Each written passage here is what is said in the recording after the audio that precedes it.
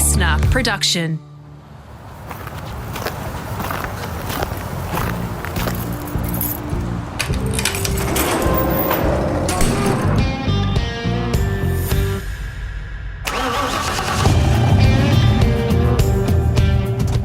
G'day, it's Rusty here, all set for part 2 of my podcast with Aussie sprint car racer James McFadden, who's home for the summer and getting ready for the Grand Annual Sprintcar Classic. He's among a seriously impressive list of drivers tackling that 50th anniversary meeting in Warrnambool. Now, if you've landed here and missed the first part of our chat in the podcast, jump back to the library and give it a listen. From early life in Alice Springs to learning to drive a go-kart in the motor registry car park there, waiting for the moment his dad would throw him the keys and let him loose in the style of cars that would dominate his life and thinking, the impact that moment had on him, and the raw beauty in driving those addictive machines, plus engine building with one of the best in this part of the world, and will immerse you in the American sprint car scene too. A quick thank you to my producer, Tom Dullard, and my TV colleagues, Speedway Tragics, Bryony Ingerson, Chad Nailon, Dean Neal, Benny Bishop, and Matt Nolte for their input before we recorded. It helped the end conversation immensely. We begin part 2 with James's biggest fans, who are with him every lap of the way. How important is Zoe on this ride, mate? And you mentioned Mav before, right? Mm-hmm. And the kind of energy he already has in the sport.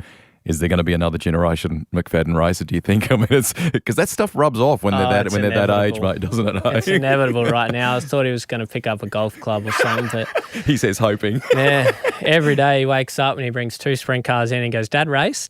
So we've got to sit on the ground and race cars. Okay. Yeah. But yeah, Zoe's been instrumental in my career. She's, it was a funny time. I'd actually given up racing in America, basically. After my last ride in Pennsylvania in the Matt Hyland's car, I was like, all right, I've had my time. I'm done. We're just not going to make it unless I bring money or I do that. And I just didn't want to do that. And that time I was quite successful at home, and I said, I can race 40 races at home and make a decent living doing it here, and it'll be all good. So Zoe had started a physical therapy business, and we'd, gone down that road, and where was she here, mate? In Warrnambool. Yeah. And I'd started my engine shop. I had a little engine shop, and we'd 10 customers building sprint car engines and a couple hot rod stuff, and I was pretty content. That I was disappointed, but at the same time, I was content that we had a good crack at it, and didn't pay. I didn't want to have to do that. I just felt like I wanted to do it because once you start doing that, I think you're stuck, in the sprint car world. So I was like, right, we're done doing that stuff. And then, then Casey got hurt racing a sprint car, and he rang me and was like, I got 10 races for you to do if you're keen. And I thought, well, Casey Kane wants you to drive. I'm going to do that for sure. And just thought it was a 10 race deal, which ended up turning into the World of Outlaws Tour, and 150 races for him or 200 races for him. So Zoe shut her business and moved over to America with me for my dream. So she's been a huge part of it, and huge supporter. Also a big critic if I haven't done. But sometimes you need a partner like that, mate, don't you? Absolutely. And she knows enough that when she does say something, I know it's worth listening to. If I'm not driving right or something, she can pick that up and excellent figure out if that's me or the car or something like that. So huge part of it, and obviously life changes when you have a kid. It's pretty special. So we get to live my dream, and one day I hope in the next few years we can turn around and do the same for Zoe. Good stuff. Let's talk some career stuff now. We want to certainly get to the immediate stuff on the horizon. This is going to be long-winded, okay, but it comes from a good buddy in Benny Bishop, who you will know, okay. So he reminded me, two-time Aussie champion, 09, 10 and 12, 13, two-time Classic champion, 17, 20. I think, was it 3-time Cricky Boys Shootout champ, 17, 19, 20. Chariot's a Thunder champ, 18, 19. Some very cool stuff there. 5-time WSS champion, 11, 12, 12, 13, 16, 17, 17, 18, 19, 20. 14 quick times, 55 podiums, 78 top fives. That's pretty impressive, mate, when you sit and take that in here. Yeah, we've had a good time doing it. And it's, like I said, I think for me, World Series was the pinnacle of Australian Speedway. Disappointing that we don't have it anymore. But I'm not a stat guy. Certain races mean certain things of importance in different levels. You know, my first Australian title was with my dad as a crew chief. So that's special. But then you can go to a local race in WA. I drove for Cricky Motorsport, which was Shane's last race. Nice. And we won. You know, awesome. So there's little things that are more important than other things, but yeah, when you read it out like that, it's pretty cool. He goes on to reflect on your most recent World Series Sprint Car win at the Motorplex Grand Final. I think that was in early 2020, pre-COVID. All right, we'll get to the impact COVID had shortly.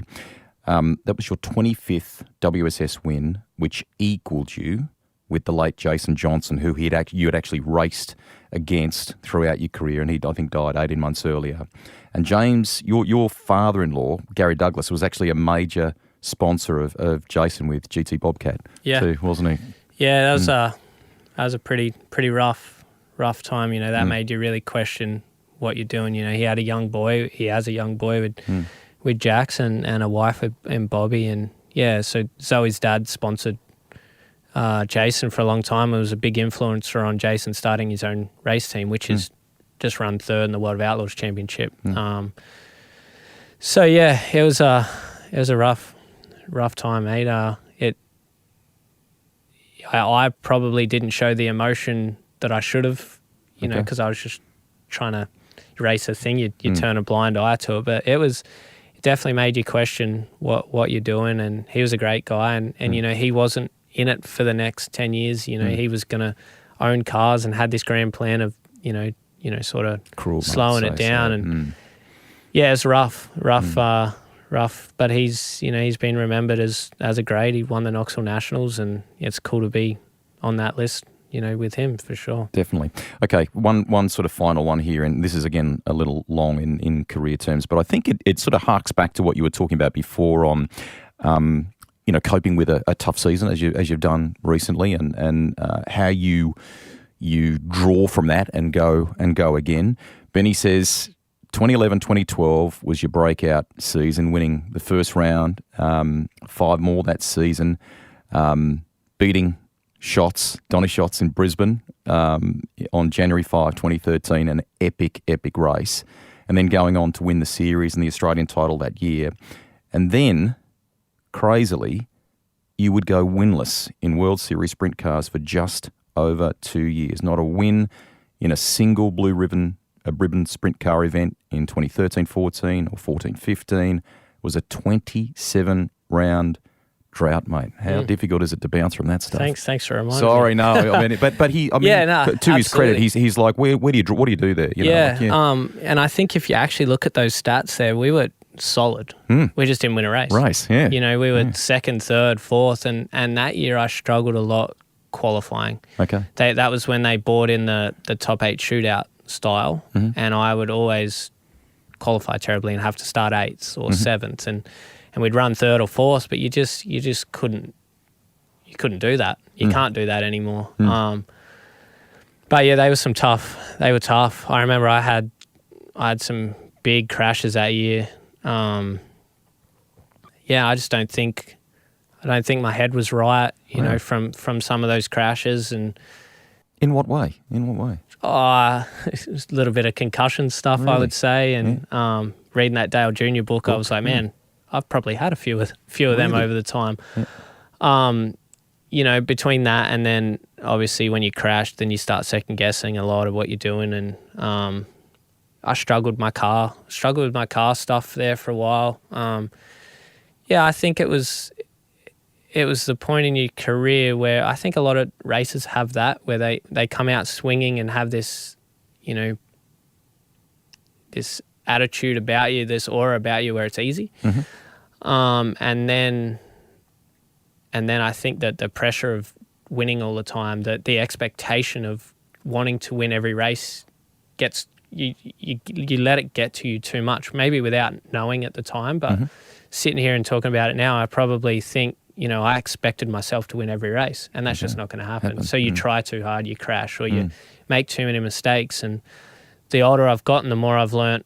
I just race at 70 or 80% now, because then I can keep that 20% in reserve for when I need it. When I was younger, it was like, right, 110% every time I hit the track, and you'd burn the tyres off it, or you'd wreck your car, or you'd do silly things. So yeah, I think I just went through a stage where I just wasn't good in the mind, and the mind is the mind's everything in this game. Great takeaway there for young racers, the next generation coming through, about that 80%. I love that. How are you with living in the States? And I'm asking this from a food point of view, from a music point of view. Are you full country music when you're in the motorhome? What do you like? Come on. Oh, actually, I'm not blowing smoke up your butt, but I listen to your podcast a lot. It gets me up and down the road a lot. It blows me away. Thank you very much. No, it's I actually find the non-race car ones really interesting. Oh, really? Come on then, pick a couple that stand out for you. I really like the VIP Pet Foods. Tony Quinn. Awesome. And I like the Tony Cochran. I thought that was really cool, and I really wish we could grab him for sprint car racing. I think he'd do great things. So, but I also enjoyed the Isle of Man. That one was unreal. I big Speedway nut and Motorsport nut, but didn't realise there was so many great people that, Jason Crumps was really cool. I've hung out with him a couple times, and to hear some of their stories, and then your Will Power stories and stuff. So, like I said, I think I've listened to about all of them. That's awesome. So it got me up and down the road. It definitely. So not a huge amount of Keith Urban then? Or? Way better than listening to country music. I love Keith Urban, by the way, but keep going anyway. It's good for a Sunday beer, and that's about all. Outside of that, but yeah, the food sucks, obviously, over there. But Zoe and I have a car we tow behind the motorhome. We try our hardest at 90% of the places we go to go and seek out good coffee and food. So, but we do a lot of cooking in the bus, and have a coffee machine in there. So we're somewhat trying to be like home. Yeah. Does exhaustion or fatigue kind of kick in? I mean, whatever you said before, 90 race season against the best of the best. You're backing up every couple of days during the week. I mean, that's got to be hard, mate.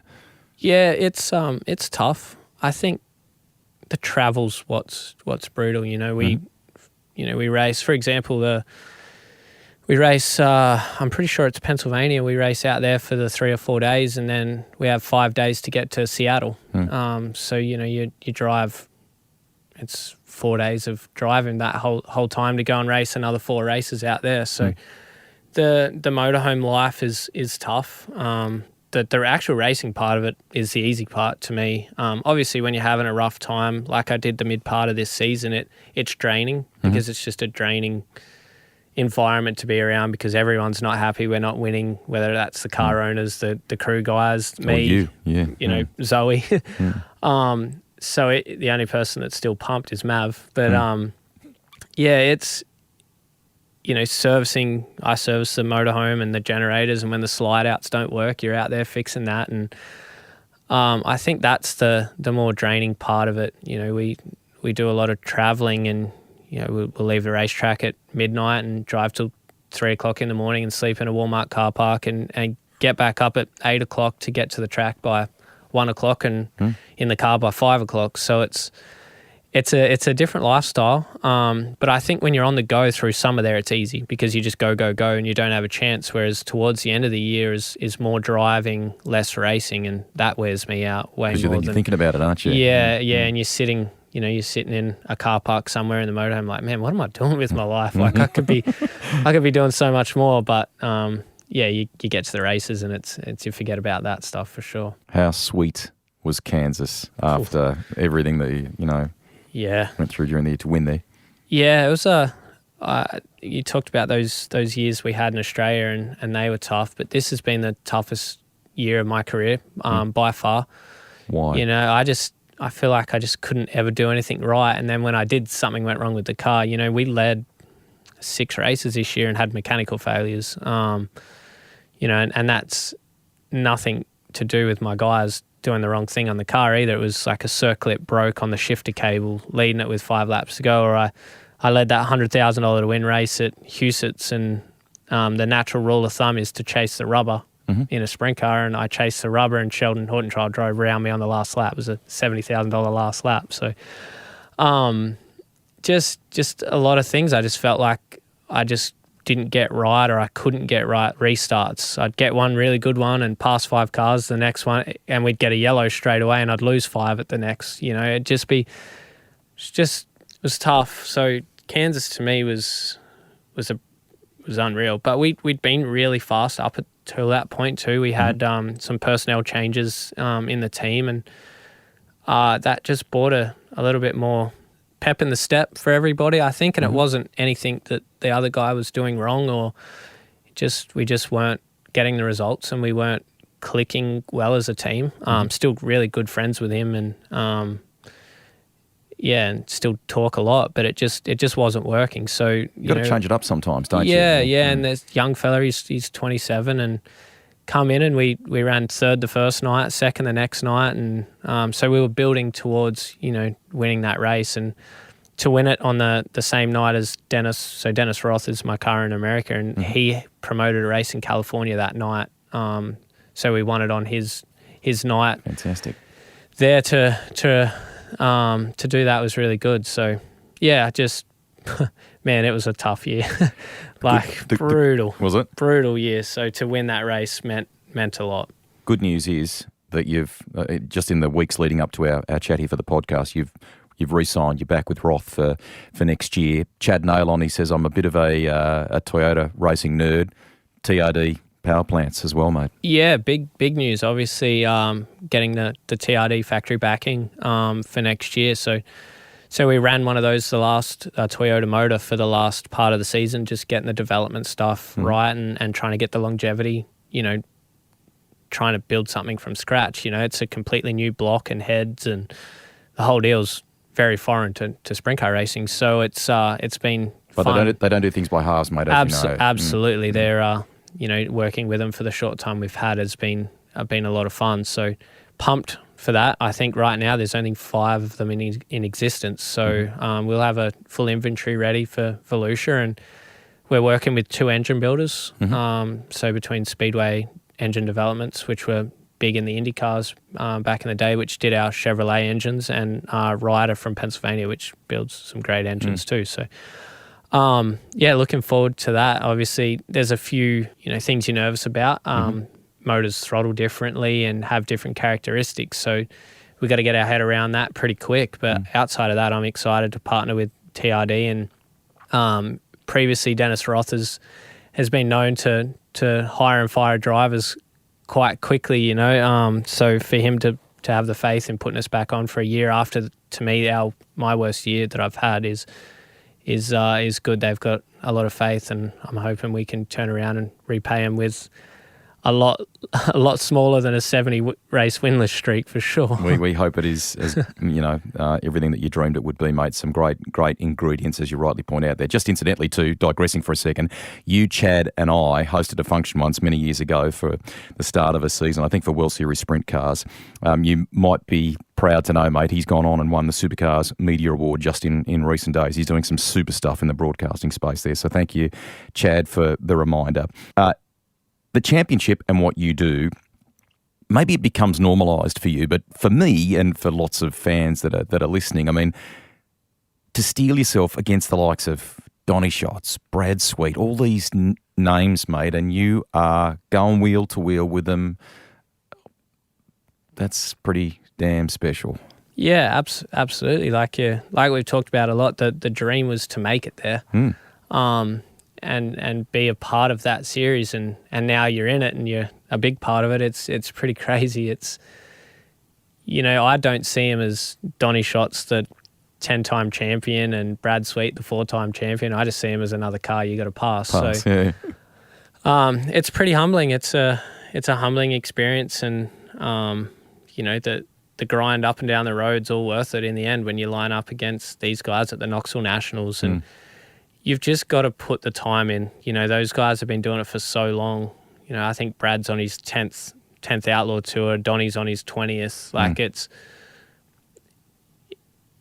I have the outright pace with them. I just don't have I've been doing the Outlaw Tour for 10 years pace, where you can back it up night after night after night and been to these tracks 50 times. So and the little intricacies and the... Yeah, which when they come to Australia, I have that. Yes. So it's... it's just a different world. Like I said, I wish I was a little bit younger so I could go and do 10 years on the road and really have a crack at it. But it's brutal. It's a brutal championship, but I love it. I couldn't see myself doing it in any other championship for sure. Good stuff. You're home for Christmas. I want to get to what you are doing, a really cool project here. But firstly, do you get to have a bit of downtime? What is the escape for you? Is it as simple as just going to Warrnambool or wherever and just turning the phone off, or what do you do? Yeah, so normally I would go to my house and I was renovating, but we sold our house to go to America there, and so I was living back at the parents' house. It's a madhouse there at the moment. There's 4 dogs, and my sister and her partner are building a house, so they're home, and it's just it's not relaxing for sure. But between the parents' house, Zoe's mum and dad live in Mount Gambier, so Zoe's brother has 2 babies as well, so Mav gets to hang out with them and see his cousins, so that's great. But Zoe and I just spent 3 days in Melbourne here hanging out without Maverick, which has been the first time in 9 months, which has been unreal that we've actually been able to do stuff. So yeah, just chilling out with family, hanging out. Unfortunately, I can't get away from racing because it's always around. It's in Dad's shop, and you go out and tinker, and I love it too much to be too far away from it.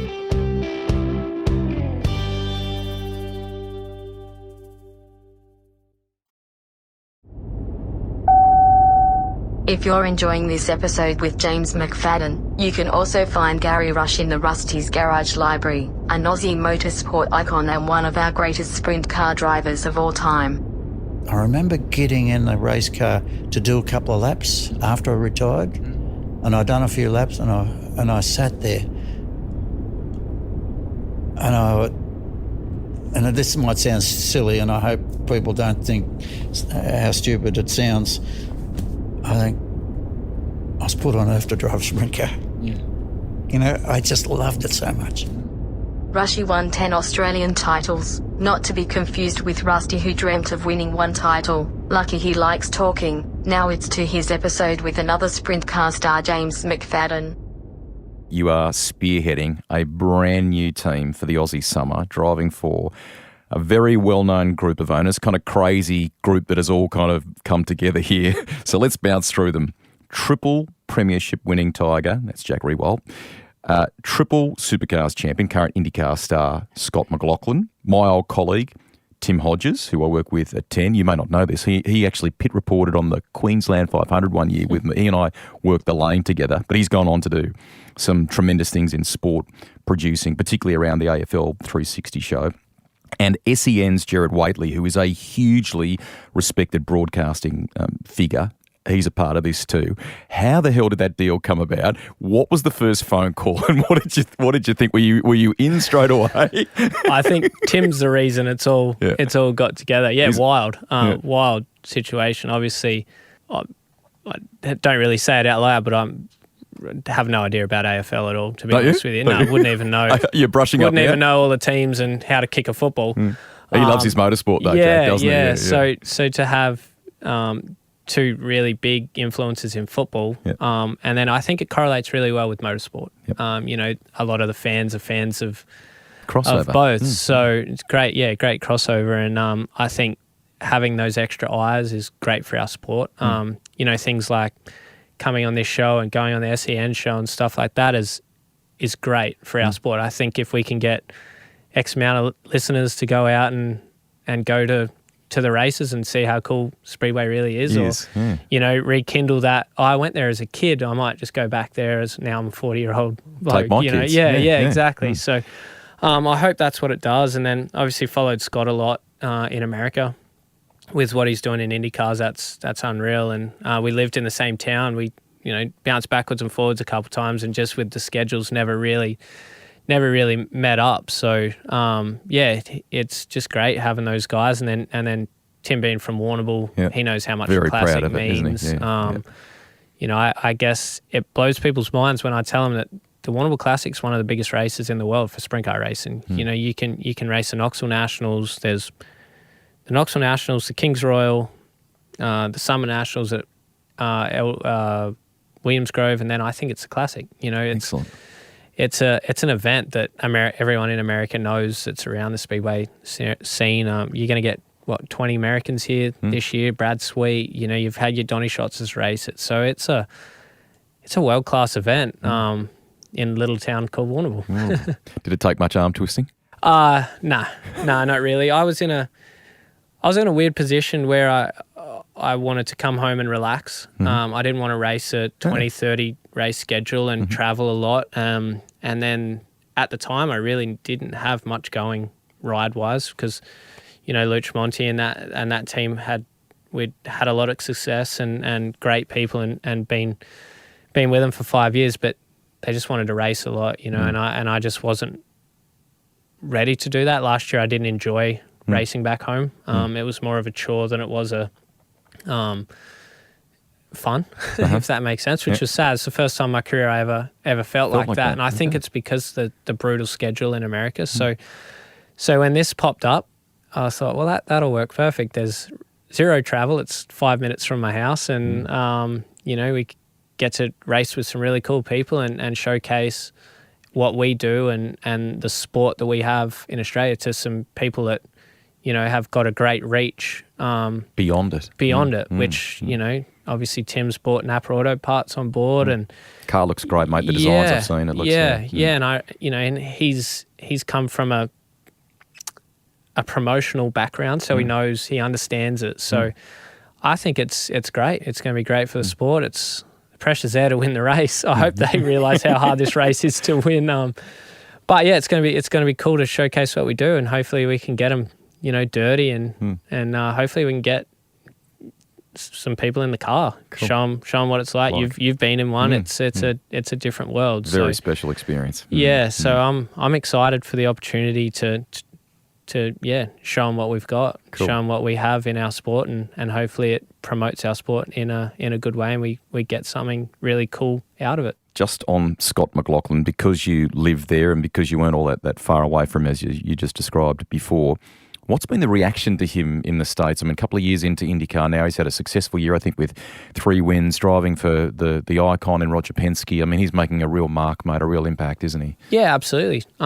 You know, and he's a great character too, so that helps. Americans love a good character, and he's doing a really good job. It's I really like watching the IndyCar stuff. I think it's incredible to watch, and those cars are really cool. So for him to jump over there and adapt as quick as he has and be as successful as he has been is really cool. And you know, I know when we posted out that Scott was going to be a part of it, a lot of my American fans were pumped about that, or a lot of people in the motorsport, the sprint car side of things were excited that he was in on it. You know, and he's in on it too. Like he's pumped about it. So yeah, I think he's doing some great things over there, and we'll have to get him to a World of Outlaws race and see what he thinks of that for sure.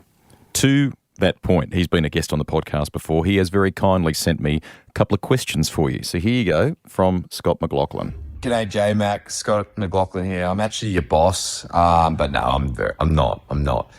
Look, I just wanted to ask, what is, obviously like racing the Classic, what's bigger for you to win, the Knoxville Nationals or the Classic? For me, winning at Pukekohe was almost as big as winning Bathurst, so I know what a home race is like. And then probably my next follow-up for that is, what the hell are we going to do if we do win the Classic? Like, I mean, we have to go on, don't we? Great questions. Go. Well, for the people that don't know what the Knoxville Nationals is, that's the race of sprint car racing. I think it's a $200,000 to win race, and tough race to race. But man, the Classic means as much to me as that race does. Does it? I struggled to win. It took me till 2017 to win that race, and I'd won 4 or 5 prelim races to that and been just in the hunt and never won that race. Like, I don't think I'd ever been on the podium before I won that race. So it was a race that I grew up watching, sitting on the hill every year, like pumped about getting sunburnt. So I think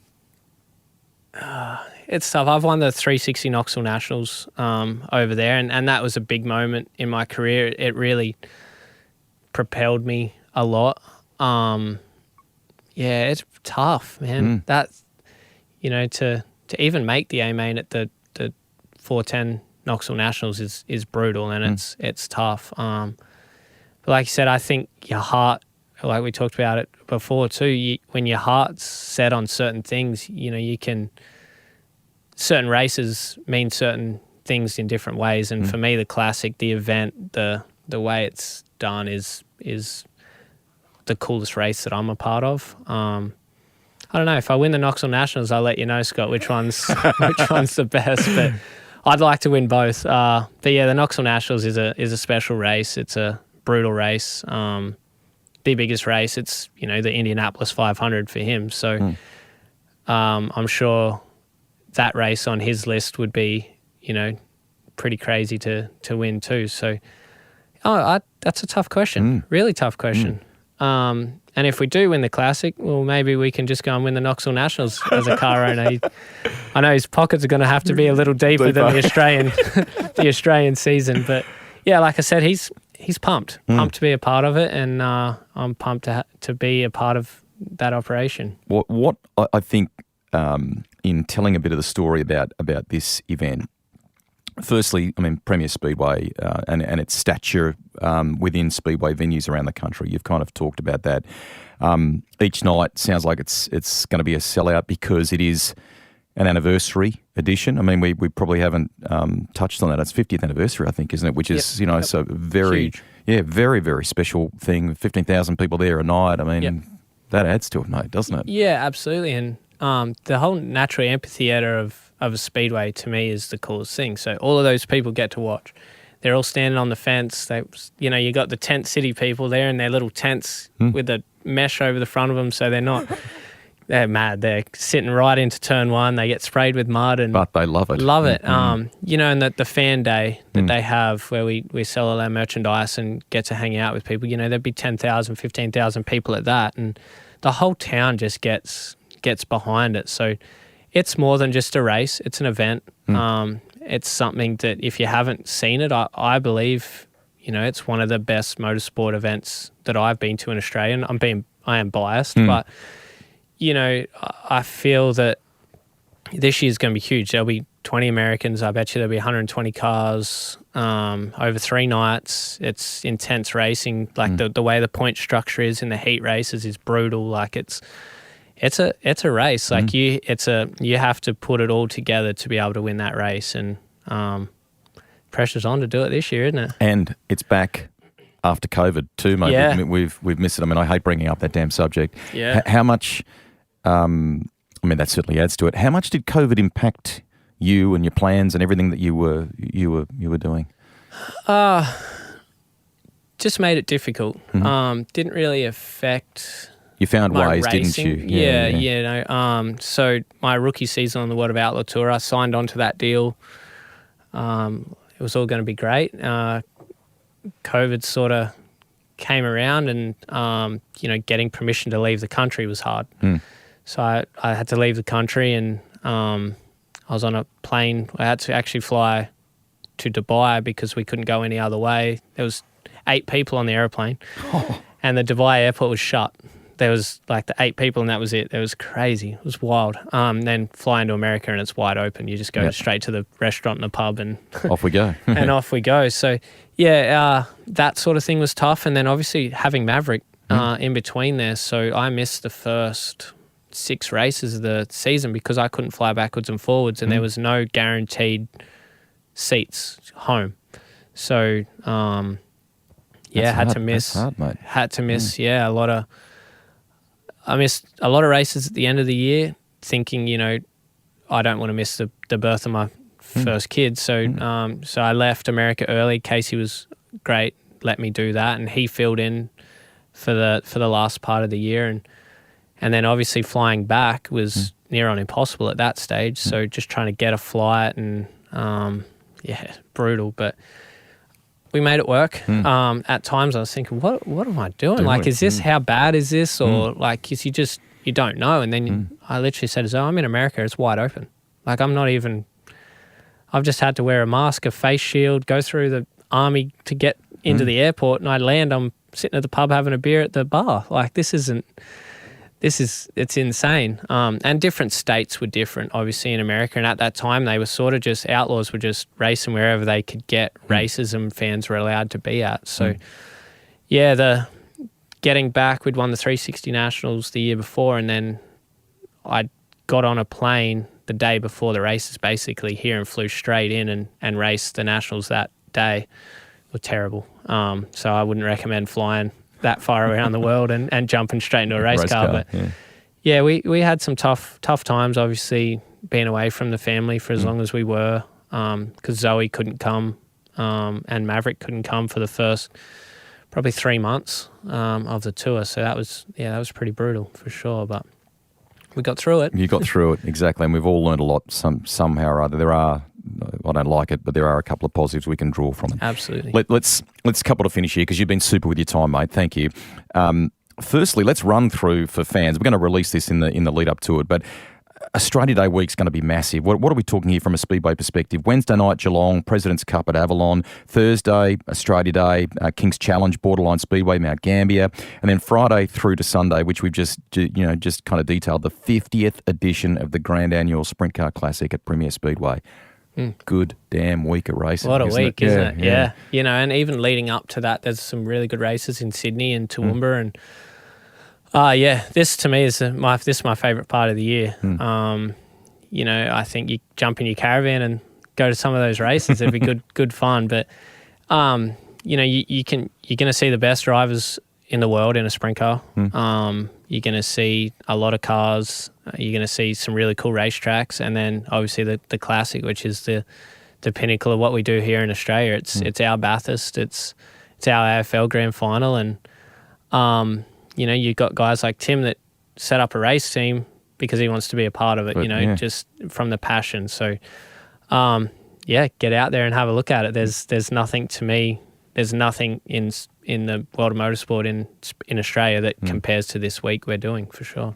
To finish, you've earned a place in the record books. We've talked about that special club of Aussies before that you're a part of that have done good things in the US. Invariably, that means you get to a stage or a stature, and you're kind of a bit of a custodian, if you like, of the sport, and you have a want to see it flourish. Hence the reason why you're talking about doing this project with Tim and Scotty McLaughlin and Jack and so on. Politics, I think, for all of us is something we would prefer to avoid, but it is naturally around us. If you could sit down and pick a handful of things that you'd love to see our sports, Speedway, do better, what would those things be, mate? It's funny, Zoe asked me this question last night at dinner and said, well, how are you going to answer it?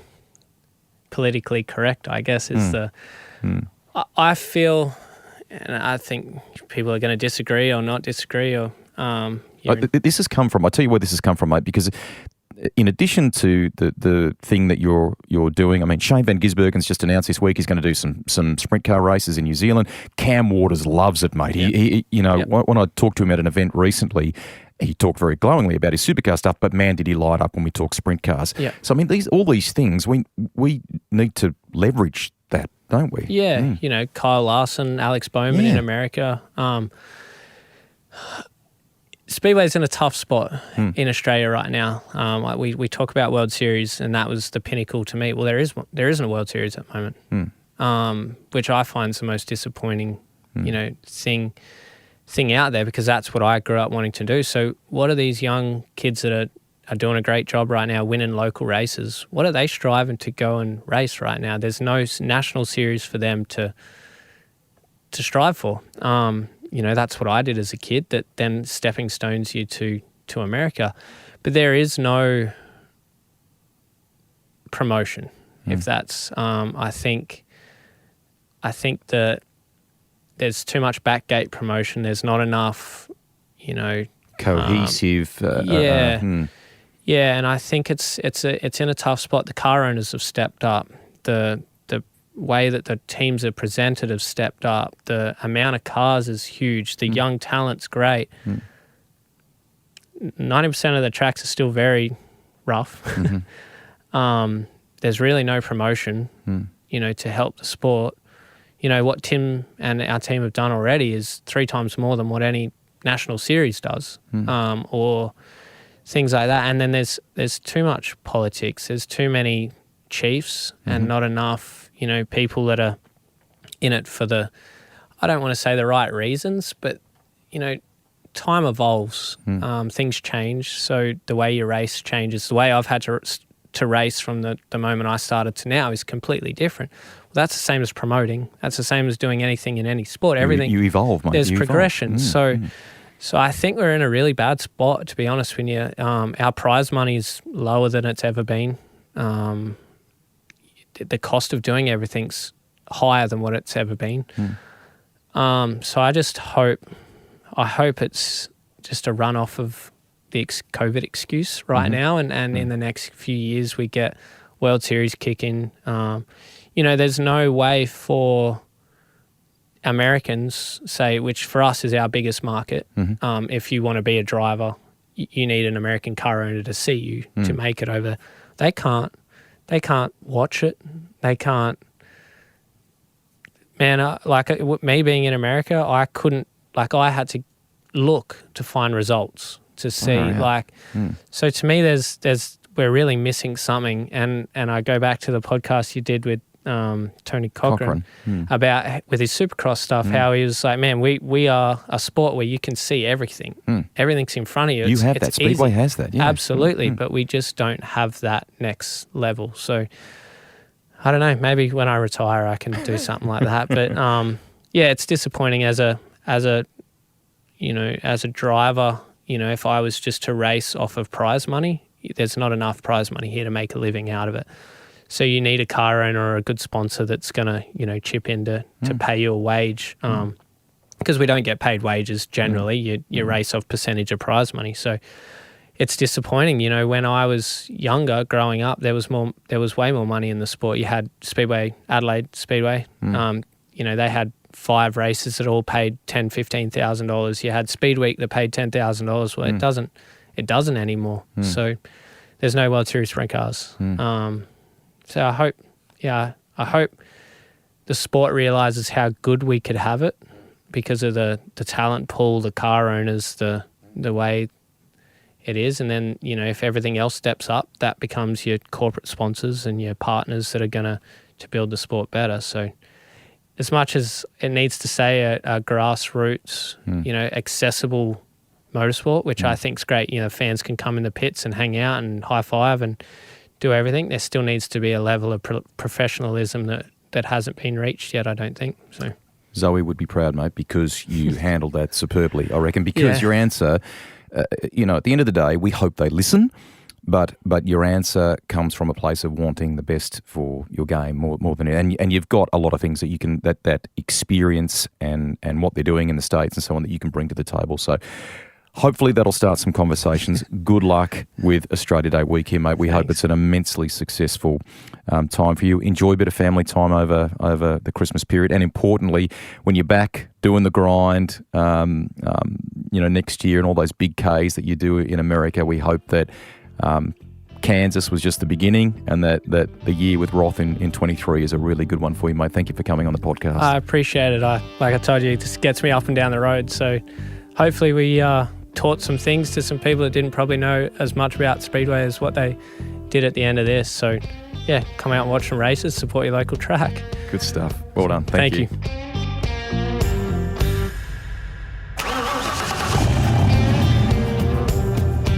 Rusty's Garage is written and presented by me, Greg Rust. Series editor and producer is Ed Gooden. Audio production by Link Kelly. If you've got a guest suggestion, get in touch with me via social media. The Garage. It's where a journey begins with a tank full of passion-fueled stories.